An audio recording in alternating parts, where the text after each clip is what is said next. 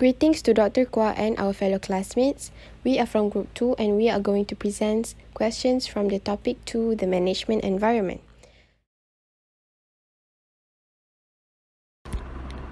In this question, we have to look at two views. Firstly, omnipotent view. At this view, manager is directly responsible for the success and failure of the organization. Any variance or fluctuations in the companies always attributable to a decision or action of manager. If the goals and decisions that manager choose are correct, then the organization should be thrive. Second is symbolic view. It is a counterpart of omnipotent view. It is not directly responsible for the success and failure of the company. According to this view, management decisions are often flawed and poorly implemented due to factors beyond company's control, such as government policies and fluctuations of economies. Okay, next we moving on to the question 2. Managers need to understand what happens outside the organizations because of the external environment can predict the trend and needs of consumers. If the company ignore customers, they will not demand for their products anymore. For example, for external environment can affect the companies, we classify as 6 components. First one, economic, where the business cycle will depends on the current situation or economy, such as interest rate, inflation, or changes in disposable income. Second is demographic. Managers have to look at the trend of population characteristic. Produce the most characteristic fulfilled by the customer, such as we can look at their age, gender, or race. Third, technological. Higher innovations potentially give the best quality of product. Fourth, socio-cultural component. It depends on the values and the cultural factors by customers and how they continue their lifestyle. Fifth, political or legal component. It depends on federal, state, and local law. 6. Global. It's depending on global current situation or natural disaster. Issues like volcano eruption will affect company as well.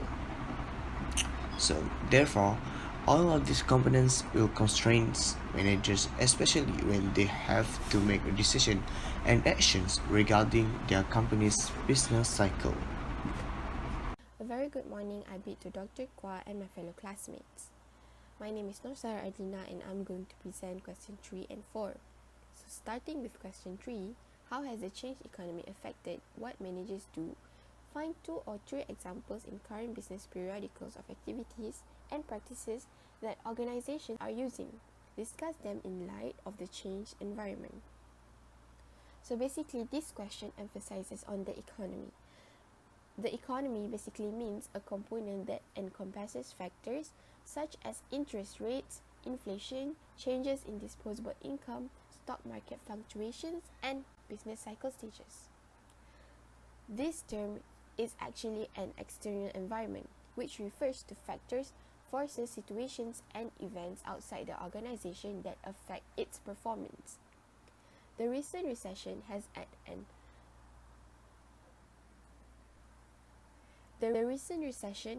an overall negative impact on organizations and has made the manager's job more challenging. One of the important organizational factors affected by changes in the external environment is wages and job security issues. Organizations are also dealing with general level of uncertainty regarding jobs and employment. For example, economic downturns result in higher unemployment and place constraints on staffing and production quotas for managers. Not only does the external environment affect the number of jobs available, but it also impacts how jobs are managed and created. These changing conditions can create demands for more temporary work and alternative work arrangements.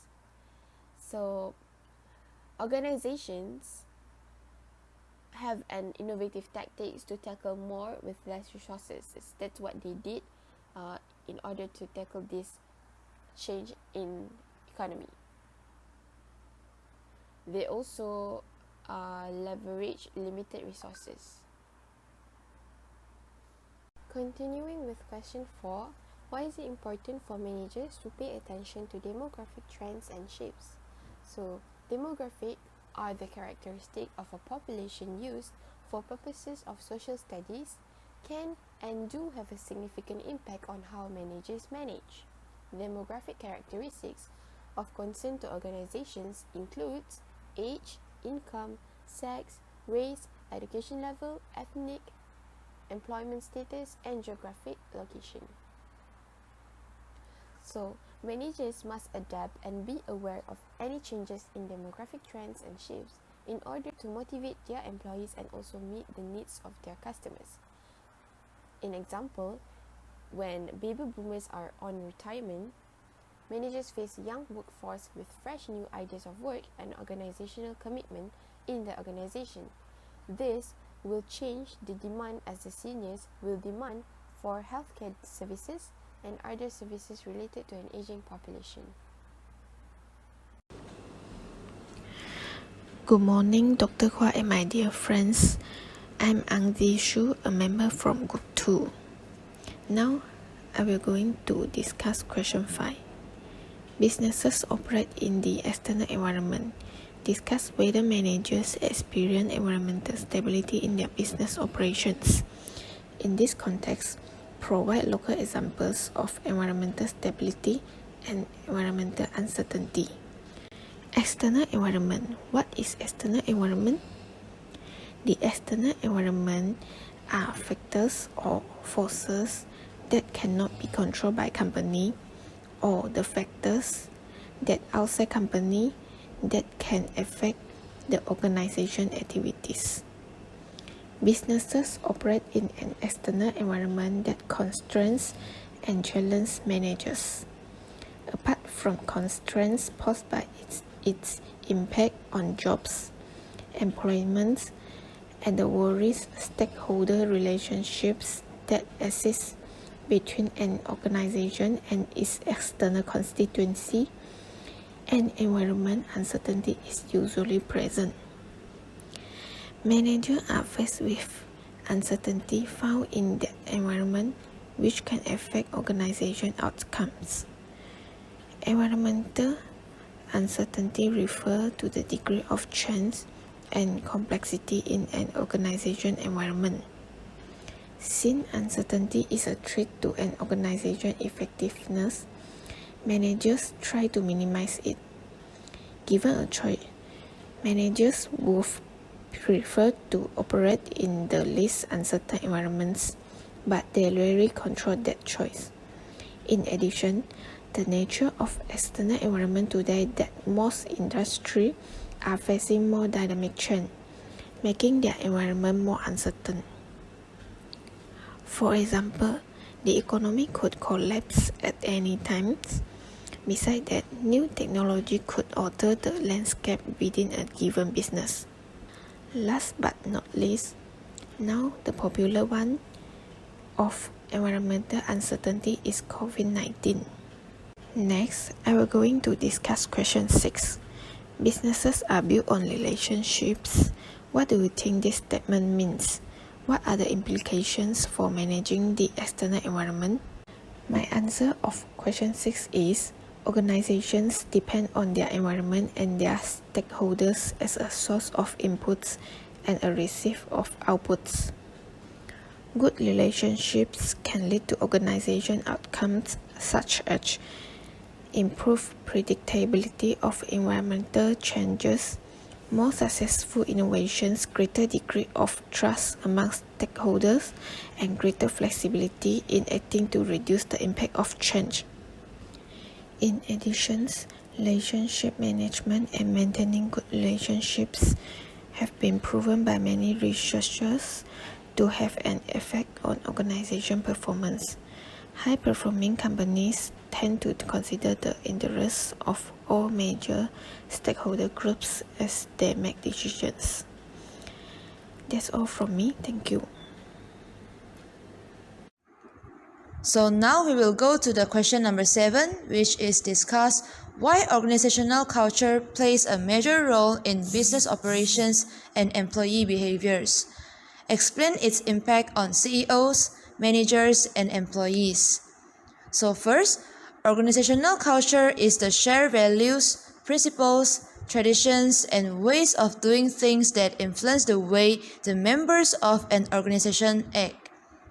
The culture has three characteristics, which are perceive, means that the culture cannot be physically touched or see.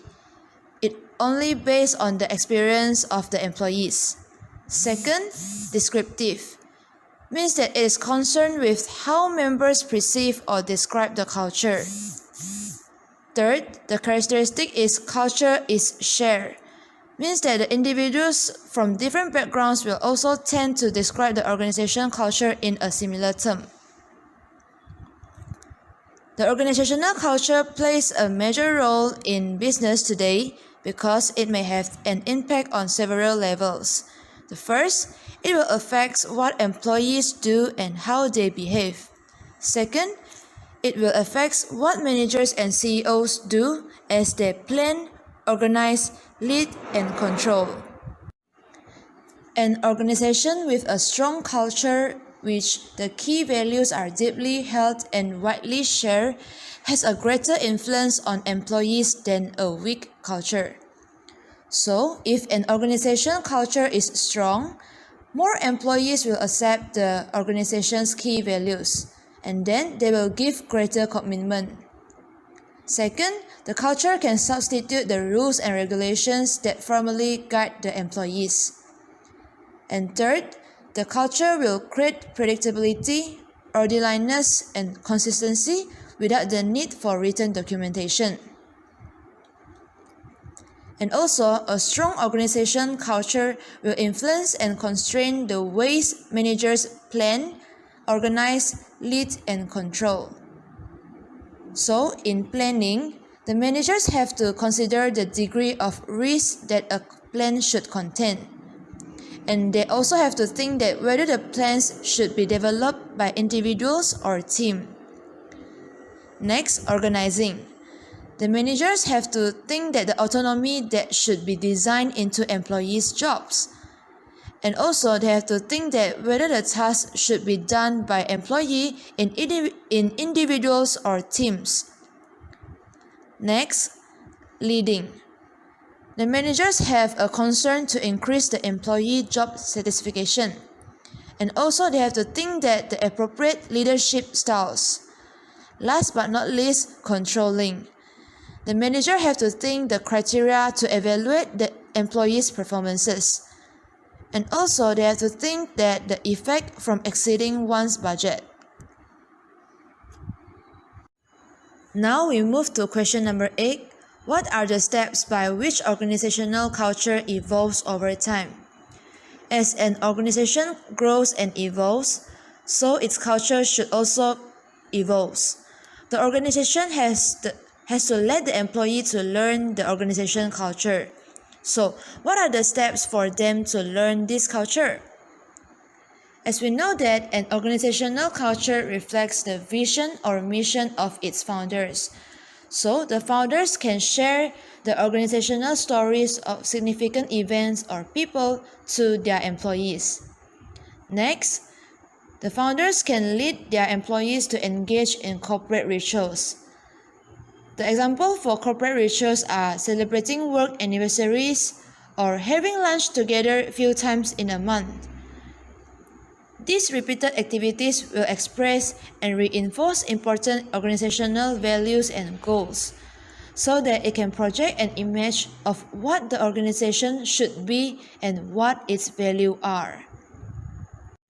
Next, the founders can impose their vision on employees by create the material symbols or artifacts such as facilities layout, dress code, size of offices, furnishings, and so on.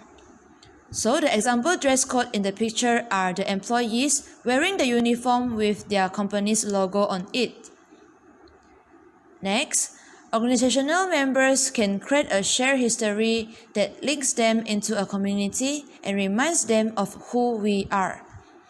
This is facilitated by the founders to use language such as special acronyms and unique terms to describe the equipment, key personnel, customers, suppliers, processes, and products. The example of these special terms are e-POS and IoT. e-POS is electronic point of sale. It is a computerized system used to record sales and control inventory. IoT is Internet of Things. It is the concept of getting objects to communicate to each other. More and more things can now connect to the web. For example, smartphones can connect to speakers, clocks, lamps, and That is all from us. Thank you.